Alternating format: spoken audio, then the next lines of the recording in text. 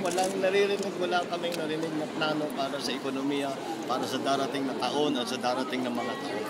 Yun ang pagkukulang lang na nakita ko. Tapos yung mga statistic na kanyang nabanggit ay kailangan pag-aralan na mabuti para makita kung saan nanggaling yung mga numerong yun. Dahil hindi naman maaari baka sa sasabihin, this percentage, malalaman na natin kung ano pa talagang sitwasyon. So we will use his statistics as a starting point at mula ron, titignan talaga natin kung talagang may magandang resulta doon yung kagaya ng kanyang sinasabi. At kung ganun, kung paano natin mas